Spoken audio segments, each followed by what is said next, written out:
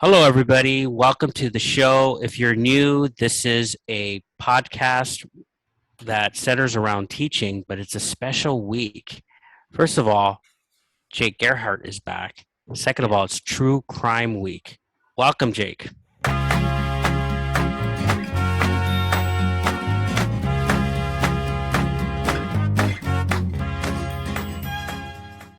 Hi, thanks for having me. Hey, Jake. Thank you. And because the fact of the matter is we have two Jakes in the room, maybe I'll call you Gerhardt and I'll call the other guy with the other guy with the glasses Jake. But today we're reviewing the book The Talented Mr. Ripley by Patricia Highsmith. And I guess I will start with you, Gerhardt, in asking, what is it about this book that makes us still read it after all these years? It was published in 1955, wasn't it? Yeah. What is it about this book that draws us? It's kind of like when the last podcast when we talked about what is a classic. Why do people keep reading something? It reads remarkably fresh every time you read it. So you still get drawn in. You still wonder if he's going to get away with it. You still think, oh, that's the line. It's very exquisite. And every word out of his mouth leads to something else. He cannot make a mistake. And so it's flawlessly written. So you could continue looking at it just from the point of view of how perfectly Patricia Highsmith wrote this character. And then the other thing that I really like about it is, of course, it doesn't work at another time period, right? We're talking about a time when you can fake somebody's passport. You can use somebody's passport. There is no video. There's no surveillance. There's no voice recordings. There's no call waiting. It's not even an answering machine. So it makes it a little bit, it's easier to do. And it's easier to believe, I think. Oh, yes. For sure. I'm going to ask I'm going to hate myself for asking this question, but I just couldn't help but think this as I was reading this book. Is Ripley talented? Don't you think that maybe that's partly because he does have some giftings, like regarding when he holds a room, regarding voices and things like that. But I think what she was trying to say, though, regarding how he gets out of his little webs, right, or his areas of craziness, I think that's what she was trying to do. But I think he was talented as a person. Do you think that, Gerhardt? I mean, what do you think? I mean, he's one of those things. He's brilliant, right? He's thinking immediately. He goes through all of the conversations he's going to have before he has them. Almost, like a lawyer would do, right? A lawyer would think, okay, I'm going into court. These are the questions I'm going to ask a witness who I've never met before. So he's and I was wondering that. Is he talented? He's supremely talented. He remembers a face. He remembers numbers. He remembers names. He remembers everything everyone says. In fact, there's a part very much in the beginning where he thinks to himself, I hope he asks me about Princeton. I can do Princeton, because he knew people that went to Princeton and he listened to every word they said for nefarious reasons. But he still, he would be able to talk about the campus of Princeton as if he lived there for 4 years, even if he had never been there. And that's a sick talent, but it's a pretty amazing talent. I would like to caution our viewers right now as they open this book and they're thinking they're going to read, A Tree Grows in Brooklyn, or because that's the last book we reviewed with Jake Gerhardt. But this is a very dark character who does some very nasty deeds. So, go in with eyes wide open. This guy, obviously, this is a crime book. This is a mystery. This is a thriller. So there's some murders happening in this book. But I want to point something out, and you guys can talk about it, because it's obvious we look at it, we say, well, he's the bad guy, but aren't some of these other characters fatally flawed? And I mean all of them, from Mr. Greenleaf, who sets him on this mission to bring back his wayward son, who moves to Italy. Hey, can you go get my son. Based on what? Based on, and I want to read this quote here. Based on the Shriver, this guy, he just meets him in a bar. Mr. Greenleaf meets this man, Tom Ripley, in a bar. And he says, the Shrivers spoke highly of you and thought you might have some influence on my son, who you went to school with. Isn't this too much faith based on hearsay? I was wondering that, and I wrote that down. I said, but Mr. Greenleaf, why would he believe Tom? Why would he fall for it? And I think there's two reasons. One is because Mr. Greenleaf is not a scumbag. He's a nice guy. Yeah.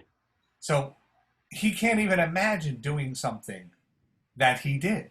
It's like watching somebody do something that could be gambling or drugs, and if you don't live that, you almost really can't comprehend it. You wouldn't ever expect it. Or somebody ripping you off. Right. Or somebody stealing from you. If you don't steal, and it's never happened before, you're really not expecting it to happen. And even in, Mr. Greenleaf is a successful businessman, but obviously at a level where people were straight up, and obviously at a high enough level where, there would have been legal counsel and accountants looking things over. That's always a question, right? Like, but the fact that, and also Tom is so good, Ruben. Tom is so good. Mm-hmm. He knows he's waiting for Mr. Ripley or Mr. Greenleaf and his wife, and he's going to play them. That's all he does. So, and in the beginning, he only, or at least the reader thinks, he's only playing Mr. Greenleaf for his money, perhaps. But there is so much more to this person, this Ripley character, including his sexuality, which has been sublimated, sort of pushed down, perhaps, and he's perhaps even lying to himself about it. That really plays out when he goes to Italy and meets Dickie, Mr. Greenleaf's son, to try to impress upon him to come back. But then he starts to pay attention to Dickie and perhaps starts to maybe be interested in him, which is very subtle, which is the talent of Patricia Highsmith, right? She's not over the top with it. It's kind of under the surface and rears itself at times, right? Yeah. And so I found it interesting. And what are your thoughts about how the Dickie and his perhaps girlfriend Marge, who's over there, they're not interested in this character Ripley, who just tries to befriend them. And at first, he doesn't seem talented. He's not impressing Dickie and his girlfriend to move back to the United States at the behest of his father, until he's honest and says, hey, look, can you hang out with me? I was paid by your dad to bring you over there. And then they were fascinated by that, by the truth, perhaps the adventure of it. What are your thoughts? Yeah, it goes over in the beginning like a lead balloon when he first meets. Right, Dickie. Right. He doesn't want anything to do with it. Who are you? You're just a guy. And Dickie may have had enough of, the private school world and everybody knowing each other and things like that. But you're right. When he is honest and he says, hey, this is why I'm here, Dickie opens up to him. Yeah. Dickie says, okay, hey, I'm not going back. I'm glad that you were honest with me. Hey, you want to stay here? I have room. I paint. You could do lessons. You can hang out until you go back.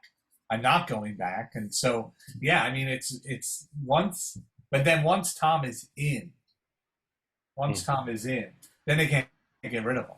It's, I wrote to you in that email, chapter 10 is just amazing. Hey, that's the chapter where he's just kind of like telling him, right? Confessing and bringing that, now they're friends. Because before he was Team Greenleaf, right? Mr. Greenleaf, now he's Team Dickie.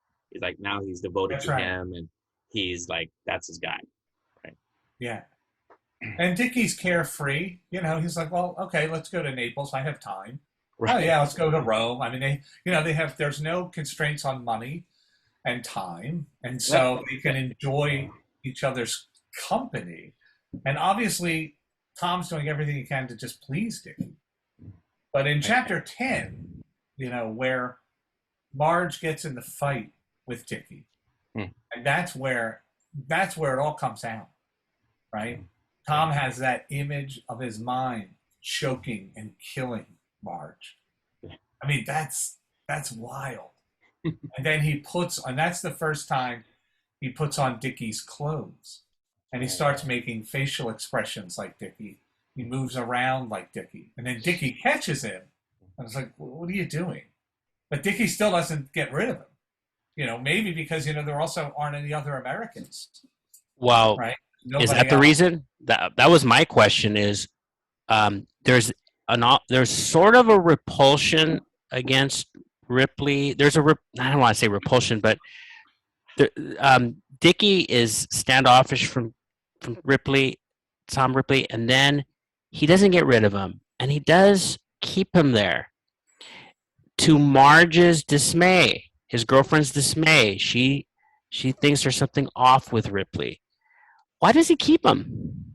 Why doesn't he tell him to go? Don't you think that the author is kind of having the reader question that maybe even Dickie's dealing with his sexuality a little bit? Like, or I thought that. Not strongly, but there's something possible there. And maybe Dickie doesn't like that about himself. That's why he kind of like pushes Tom away a little bit too. Felt like a seed of that. It's just subtle enough where it makes you wonder. That's I think the talent of Highsmith is that what she's saying or no? Because he keeps him around long enough for something very violent to happen. Now, before we go further, I don't know a lot about Patricia Highsmith. I do know that her first book was Strangers on a Train. Hitchcock made the book, made the movie, and it's my favorite Hitchcock.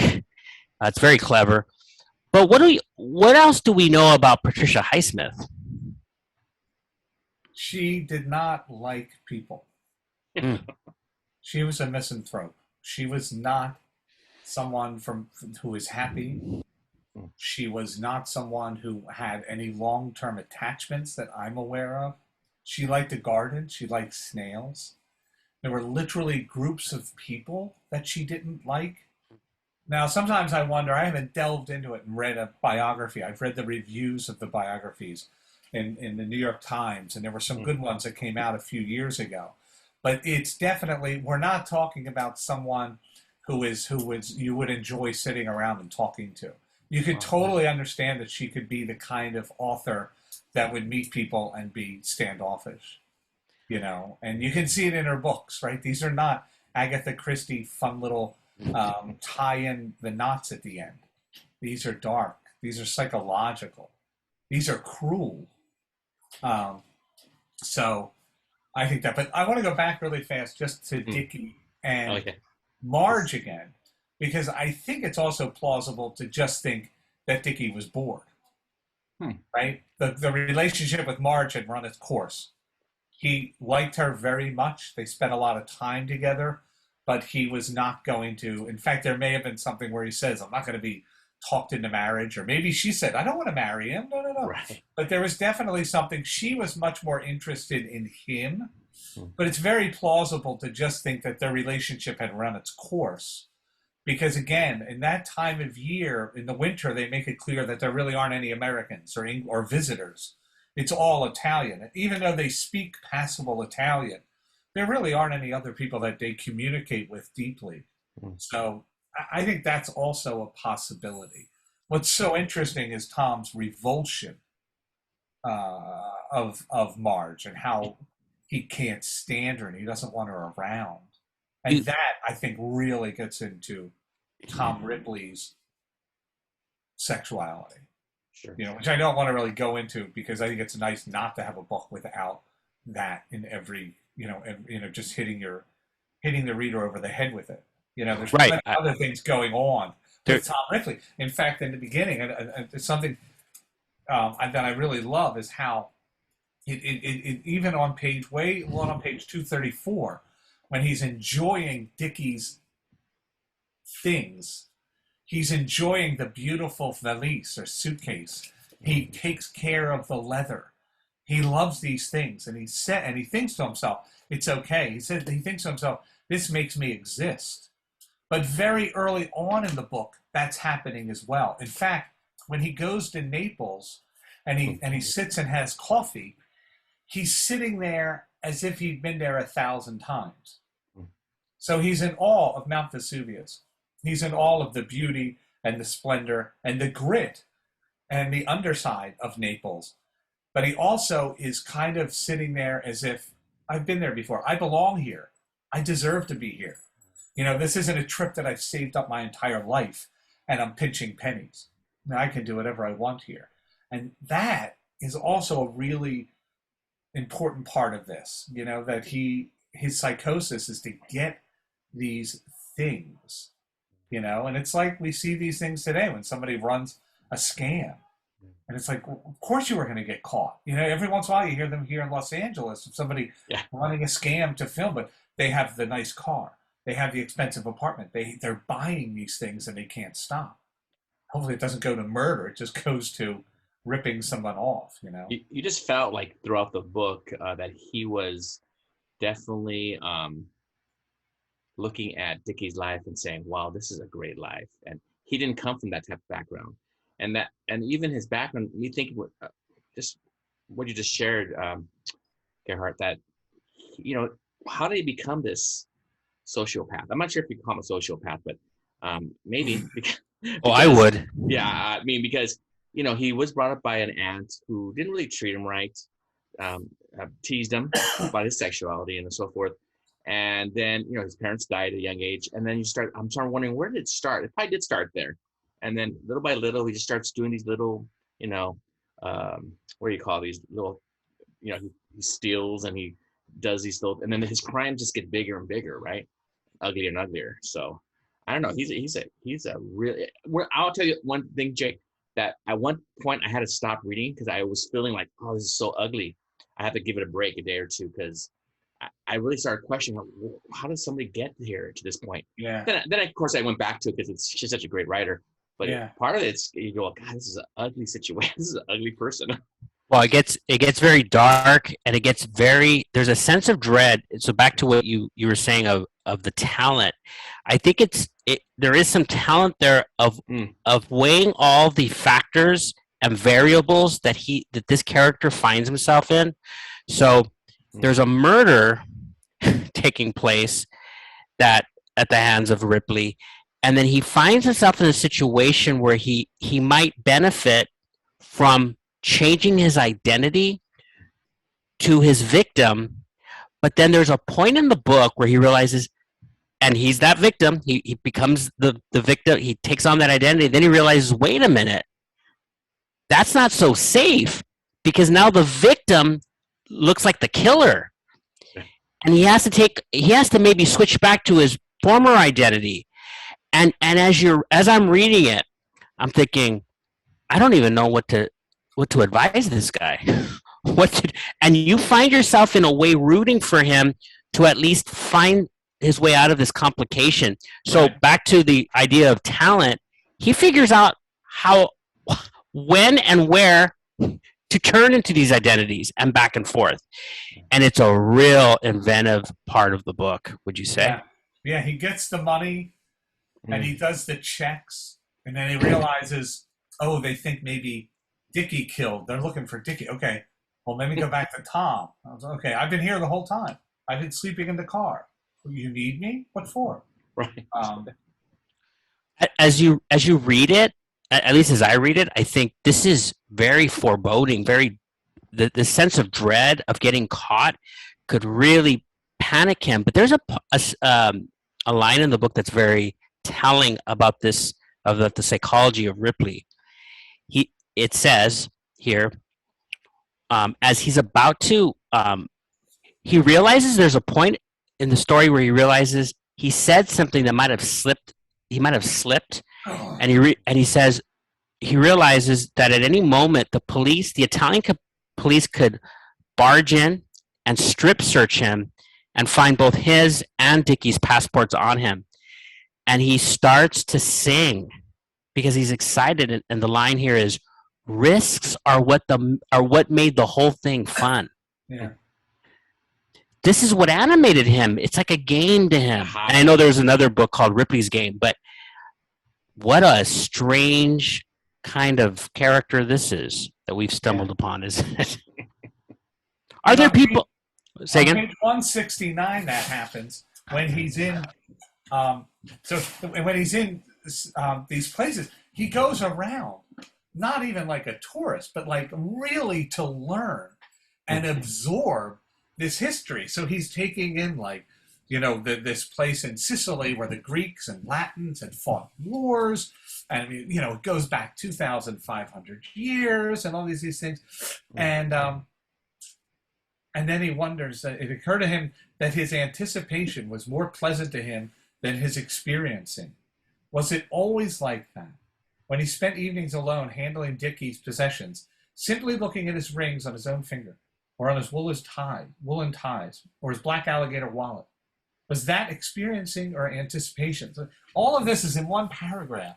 So the paragraph he's describing, there's this description of this amazing thing, and then it goes back, his mind goes back to, these things, and almost like the anticipation is also part of the game. Planning. Like he's looking forward to when he does the conversation in his head, he's looking forward to having that conversation. He might dread it when it happens, but he's like, okay, I'm ready to talk to the police about this. I got it all figured out. Or when he's traveling by train and he's thinking, how am I going to write this letter? I'm going to write a letter to Marge as Dickie. I'm going to write a letter to the dad as Tom Ripley. I'm going to set it up. I think maybe he was depressed. He's committed suicide. It is just unbelievable. Well, I think we're going on and on to say that he is talented. Yeah, definitely. Yeah, he has these conversations in his mind. He's assuming these people are having, Marge and Mr. Greenleaf. They must be talking about this. And sometimes he gets it right, but sometimes he's off a little bit. Yeah. But he has, to survive. It's like he's in survivor mode all the time. But that's part of the high, for sure. Part of the high. And pretty soon after he kills Dickie, the end of a paragraph, right before he writes a letter, or right before he gets a letter from Marge, he's walking through Rome. Every moment to Tom was a pleasure, alone in his room or walking the streets of Rome, when he combined sightseeing with looking around for an apartment. It was impossible ever to be lonely or bored, he thought, so long as he was Dickie Greenleaf.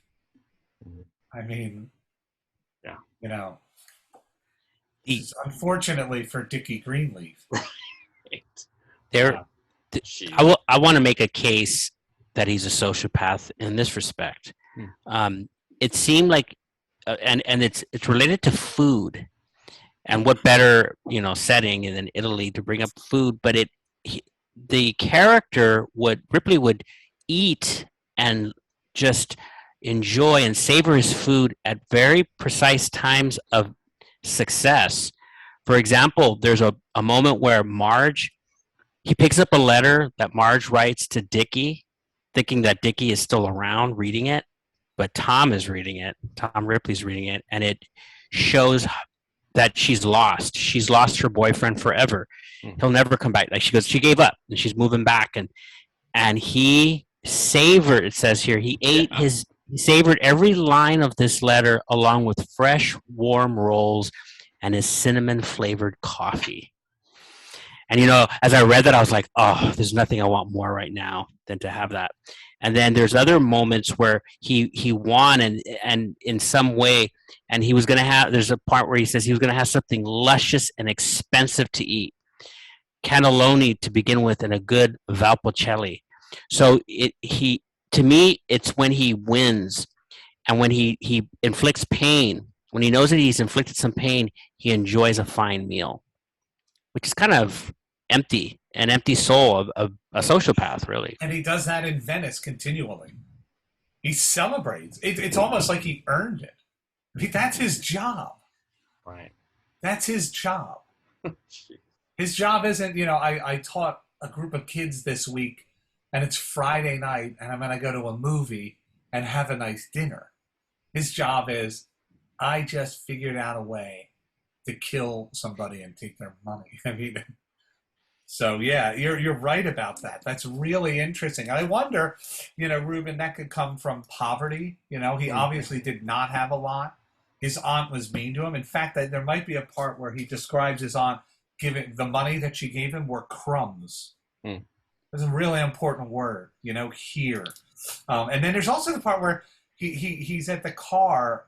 They're in a traffic jam, and he goes to get gas or something, and then the cars move, and she's yelling at him, "Run!" And she said, "Look at him. He's a sissy. Mm-hmm. He's a sissy, just like his father." With the real cruel, at least in Tom's memory, it's a terrible, terrible moment. And it's like you wonder if the aunt was kept around because she threw him crumbs. Yeah. That I feel like, back to the theme of or the idea of his talent. I feel like he got better at deception as we journeyed along, and I think about the ending where he decides there is something so deceptive what he does and dastardly regarding Dickie's will that is so brutal. Yeah. But I was also thinking, but he's a genius in the sense that he didn't keep it all. He gave some of it back in terms of the house to the dad, because I'm a good man. I want them to remember, and that it's a nice bow tie of his deception. So I felt like he got better. He just like anything else, you practice at something, you get better at. He's probably, because I know there's a series of Ripley's, more books. He's probably going to get better at killing, and just becoming smoother at it as the books go along. How would you teach this book? That's the question, right? First of all, you would have to have some sophisticated readers. Yeah. Yep. You'd have to have some kids who were working at another level, an academic level. But I remember a few years ago I read The Friends of Dickie Coyle, and I gave it to my father-in-law, and he read it and immediately put it on his syllabus on narratives and how to write narratives. And if you just study the narration of this, how the writer, especially if you're doing like creative writing, how she flawlessly brings us into his mind without us, with very few Tom thought or Tom, felt. Just really suddenly it goes into, that paragraph where, and it's a long paragraph where it's a history of Sicily. And then it goes into Tom thinking about anticipation and what's coming up next. So you can teach it in creative writing, and how wonderful and amazing this writer, how she was as a writer. Yes, that's good, Jake. Yeah, I know. I teach psychology, and I definitely have a unit where we talk about the psychosis. Just why people do the things they do, and to study it like a sociopath, and to look at, this is some examples and in literature, right? And look at the Tom Ripley and see the steps that he took, because as Ruben said, he was getting more brave, and he was getting more. He was improving in his skill, right? And he killed again, right? And so once you kill once, I think he made some type of comment where it's like he knew he was going to do it again. He knew this was going to continue, and because people who continue to do that, obviously there's a history and there's steps that took them there. So I definitely would go through that with my students and kind of give examples of real life sociopaths as well, because this is literary, but that this is not just fiction. This is actually, people do behave this way, even though we get appalled sometimes. And like I shared before, after a while I had to put it away for a couple of days, because maybe it was just because I knew that there are people like this, and it's ugly, and then there's humans who kill each other and do ugly things and justify it. I was going to bring up this question a little bit later, but you said there are humans like this. Mm-hmm. Here's a question I thought about for myself, but for you guys too. Have you met a Tom Ripley in your life? Wow. I think I've met. I met a couple people. One person in particular I'm thinking of, who has the talk at least, where you're thinking, I'm not sure if this person is who he says he is, or there's more to him, and I'm not sure if I really want to know him. I'm not sure if I want to get to know him more because of things I might not want to know, or learn more about.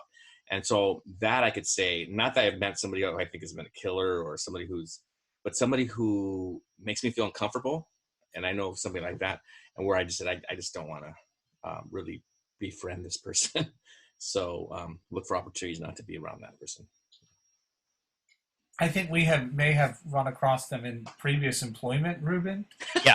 But it's hard to say, I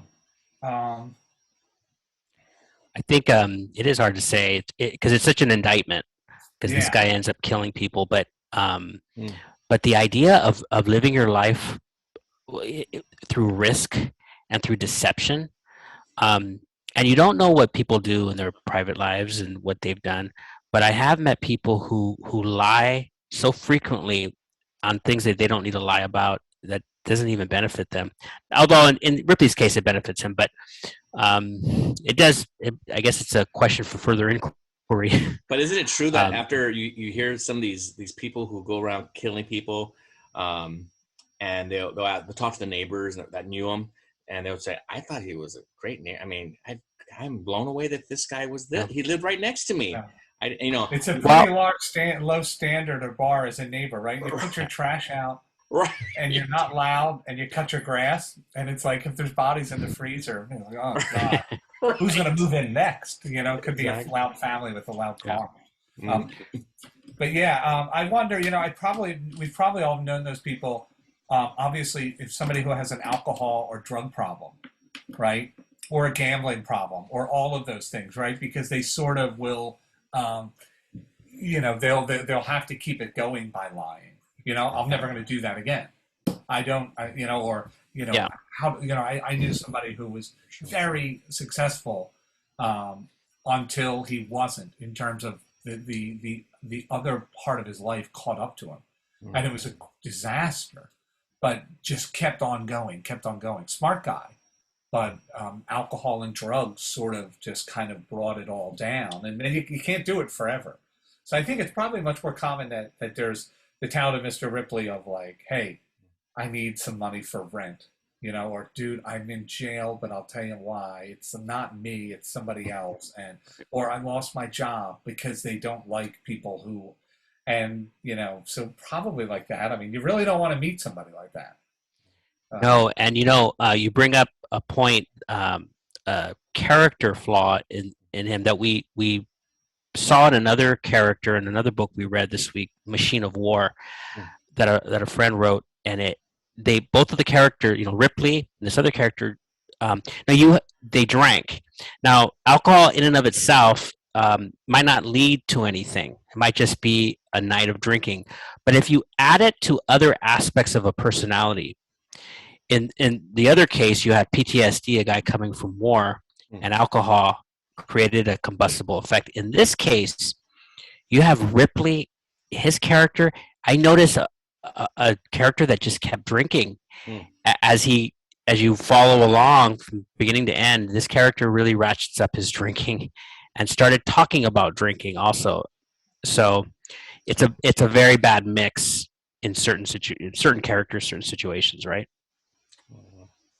So, any last thing you want to talk about? Anything that we didn't cover about this very great mystery thriller? Well, here's another thing when it comes to teaching it, right?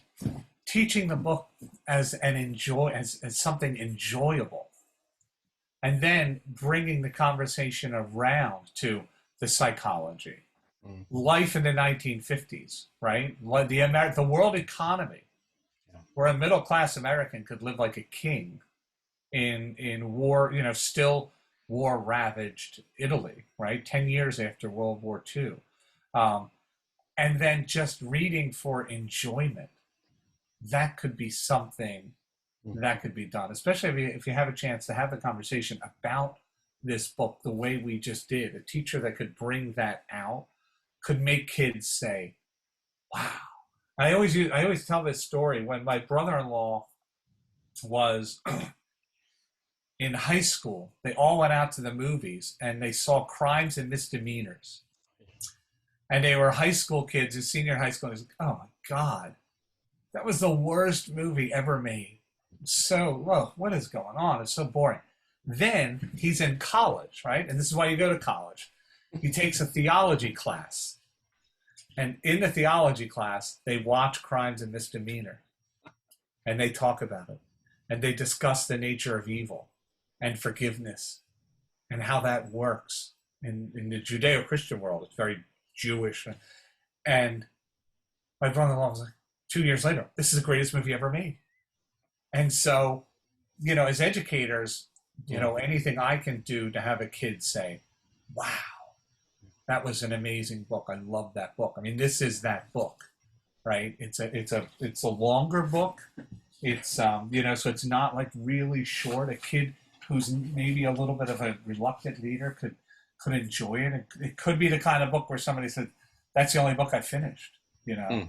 Mm-hmm. So I think sometimes, you know, that would be, you know, reading for enjoyment, and then talk about all of the other things that we just delved upon here, right? You can talk about it forever in a class. I think that's a good point, Mr. Gerhardt, because this genre really lends itself to just pure enjoyment, just reading for the sake of reading. Thrillers like this, there's a book we probably won't, an author we probably won't cover, unfortunately. Ira 11 is another one where it's just about the pleasure of it and the enjoyment of it for its own sake. Yeah. And you're not necessarily teaching anything, but there's really a lot of value to that. I like it. She has another book which is a little bit, it's called This Sweet Sickness, and it's about a stalker. It's about a man who cannot get over his girlfriend breaking up with him. And it is the same kind of thing. It's a disaster. And he just continues and continues and continues. But the title says it all. Sickness, this sweet sickness. So she was not somebody who was, you know, who was making any excuses. She was warm and fuzzy. Evil. Yeah. You know, she was showing evil. She was putting it out there, right? The same Stranger in the Train, the same thing. Mm-hmm. You know? So it's really something, really fantastic. Very good. Well, thank you. Thank you for joining us and discussing this classic in the genre. And I hope you enjoyed it, everybody. Leave a comment on what you thought of the video or the book. And there it is. Oh, I have my copy. Talented. Oh, we have the... Yeah. We have the same on my thing. Kindle. Sorry. The audio book is good too. It's just good, yeah. Creepy enough to just sort of keep you there. Yeah. There's no addition. There's no music. It's just a voice that just keeps you. It's just the right feel. So thank you everybody for joining us. Thank you, Mr. Gerhardt, Jake Gerhardt, everybody, and we'll see you next time. Bye bye.